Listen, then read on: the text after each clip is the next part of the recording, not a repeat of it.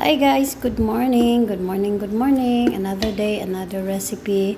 Another na namang pagkain ang isi-share ko sa inyo. So, ang pagkain na to ay tinatawag ko pong pita bread with minced meat. Ayan, kung marami kayong curiosity dyan kung paano ko ginawa, kung ano ba yan, ano ba ito. So, okay guys, advice ko sa inyo, tapusin nyo lang ang video na to at magkakaroon kayo ng bagong recipe. O, diba? So, guys, bago pala ninyo ipagpatuloy ang inyong pagtingin, ang pagsama sa akin hanggang matapos ang video na to, please do subscribe, share, and like. Sa mga hindi pa po nag-subscribe, sige na, i-subscribe nyo muna ako. Pindutin lang po ang bell button para naman makikita ninyo or updated kayo palagi sa mga recipe na isi-share ko. Halos araw-araw. Hindi yun araw-araw. Halos araw-araw.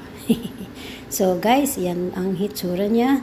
So tayo na po, mag-umpisa po tayo, mag-usisa kung ano yung mga nilalagay ko. Pero guys, sorry hindi ako naglilista kasi nakakapagod na guys, lalo na pag nag-edit. So ito na, magsimula na tayo. Okay, mag-start tayo sa butter. Kahit anong klaseng butter po, pwede po yan. Ayan, tapos lagay ninyo ang inyong onion. So, ano lang, igisa lang siya na hanggang magiging brown siya. Alam nyo guys, ito palang video na to, nangyari ito kahapon. Tsaka hindi ko lang na-upload kasi sobrang busy talaga. Tsaka hindi ko akalain na gustuhan pala ng amo.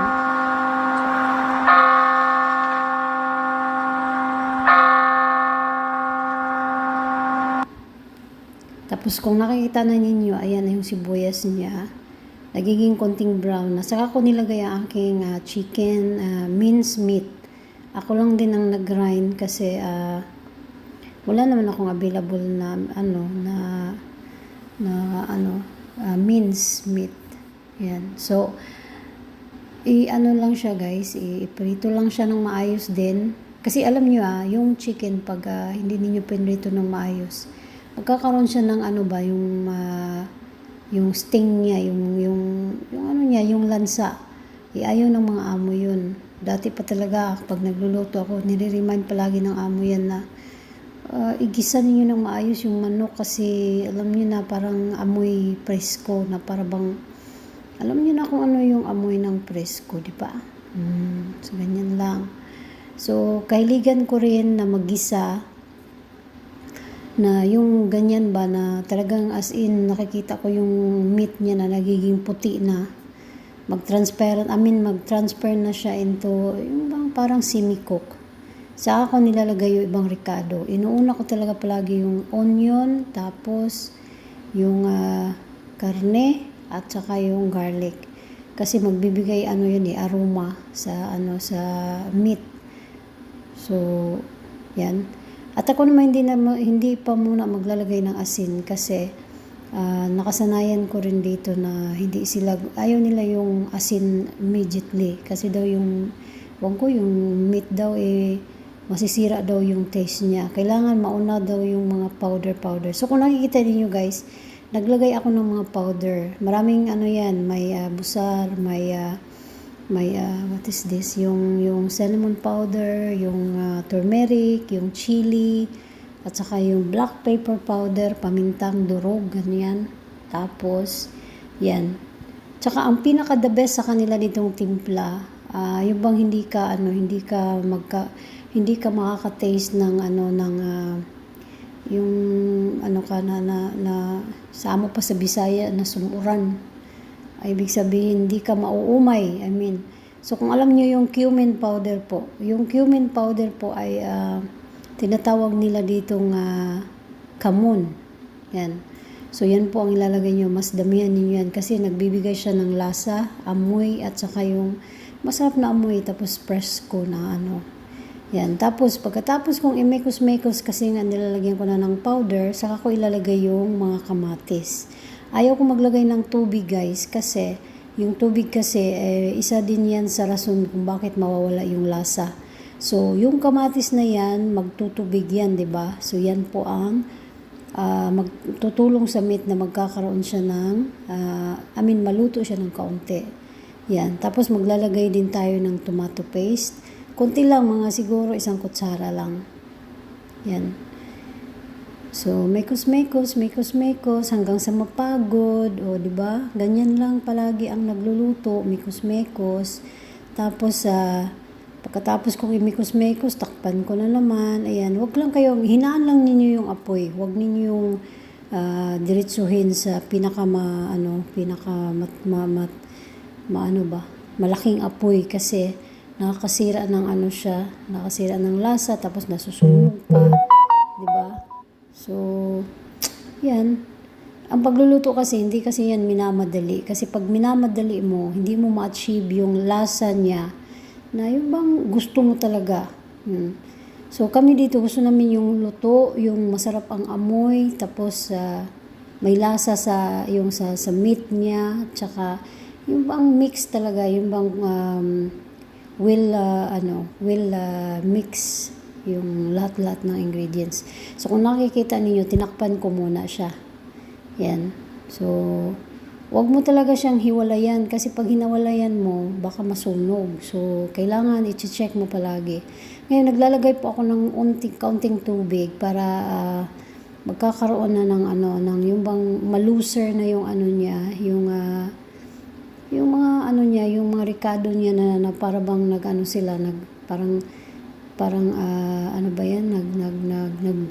nagduot sila sa ilalom sa meat. No? Ibig sabihin yung bang embrace nila. So, hiwalayin natin ng konti para magkakaroon ng madaling pagkaluto. Ayan. So, kung nakikita ninyo, natuyo na naman siya ng konti. So, ganun pa rin, mikos hanggang sa nagdagdag na ako ng tubig. At kailangan po guys, sakto lang ang tubig nito. Kailangan na siguro lagyan natin ng 1 tabo. Hindi naman po. Huwag naman yung 1 tabo. Kasi tingnan nyo guys, ang ginawa ko. Yung ginawa kong kubos, ako lang din gumagawa. Pita bread yan. Ako lang din gumagawa. Isawsaw nyo dyan sa gravy niya. Kaya kailangan yung niluto mo na meat, kailangan marami siyang gravy kasi yung dulo ng inyong pita bread, ayan, kung nakikita ninyo, kailangan nyo isawsaw yan. Saka ninyo buklatin, saka ninyo i-open up, lagay sa plato, tapos lagyan na naman ninyo ng meat, yan. Unti-unti lang yan hanggang sa, repeat the process lang hanggang sa matapos po. Kung ilan yung kubos na gusto mo. Ako naman, tinatsansa ko, paano ba ito maghirap talaga magsalita ng Tagalog ba?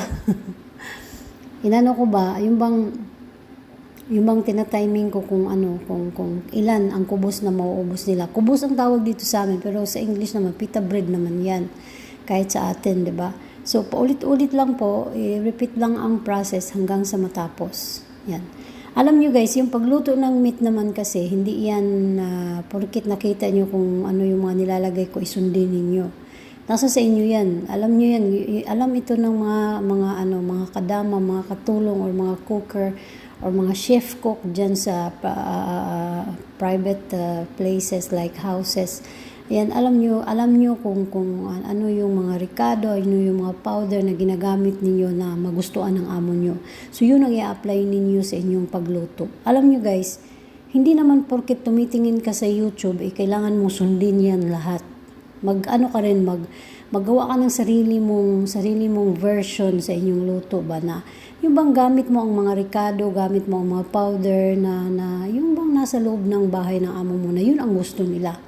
So, in everyday talaga, alam mo kung ano yung mga powder na ginagamit mo para malasahan at magustuhan nila yung pagkain. So, yan po ang ibig kong sabihin. Huwag kayong porket yung ginagawa ko diyan, talagang sundin niyo lahat. Hindi naman po para sa akin, ayaw ko eh. Ako tumitingin ako palagi sa YouTube kung yung mga ideya kung paano, pero it doesn't mean na susundin ko yung mga ricado lahat talaga. Kasi may mga ricado kasi, may mga spices, may mga nilalagay na hindi gusto ng amo yan. Sasabihin ng amo sa iyo na, bakit mo nalagyan? Alam mo naman, hindi kami kumakain yan. So, yung mga binibili nilang mga powder, yun ang mga nilalagay ko. Pero, yung bang pipiliin mo naman kung anong karapat-dapat sa meat, sa chicken, di ba? So, ayan guys, nire-repeat ko lang yung process hanggang sa matapos po siya. Yan, nilulublub ko yung ano, na para kung naglalaro ba, na para bang yung bang nagkakape tayo, tapos yung tinapay lalagyan natin sa ating kape, yan. Tapos, ayan, kakagatin. Pero ito iba. Parang gumagawa ba ako ng ano, ng lasagna, pero ang gamit ko ay meat. So, walang cheese yan na, hindi sila kumakain ng cheese pagdating sa ganitong pagkain. Ayan po. So, ayan, kung nakikita ninyo, parang umaapaw na siya. Kasi pinipili ko yung mga pita bread na ginagawa ko, yung mga ano lang malambot. Kasi ngayong araw na to, kahapon pala, medyo matigas kasi nga nahanginan siya. Ang pita bread kasi, pag bagong luto, pag nahanginan, lalo na pag yung pagluto may medyo kulang ng konting tubig or baka kaya yung dry siya ba, hindi naman masyado pero may pagka-dry siya, so madaling magtigas yan. Labas lang kung ibabad mo na yan siya sa mga ganyang sauce. Yan. At ayaw kung ano kasi hindi ko matupi at saka hindi ko malublob ng insakto. So guys, as I said, balikin ko, ibabalik ko. Batuin, hirap-hirap talaga ako sa Tagalog mo. Yung pagluto pala ninyo ng sauce, kailangan sakto lang yung tubig talaga. Sakto lang yung yung bang may lasa tapos mainsaktuhan sa lublob talaga, ilublob talaga yan, yung kubos. So, ganyan na po. So, kung nakikita niyo po, yung puti na yan, ano ba yan, Michelle? Hindi mo naman sinabi. Okay, yung puti na yan, simple lang po yan. Huwag kayong masyadong mag-alala kasi yogurt lang po yun. Dito, tinatawag nila ditong, ano nga ba yung yogurt sa Arabic? Basta yogurt. Yan. So, ilagay lang sa ibabaw. Depende na rin sa inyo. Kung yogurt ninyo, ilalagay nyo ng asin, konti, lemon, whatsoever yung magustuhan nila. So, yun ang ilalagay mo sa katapusan. Yan ang ilalagay mo sa ibabaw. Tapos, yung nakikita nyo, may green na naman. Ano ba yan, Michelle? Ba't ang daming green?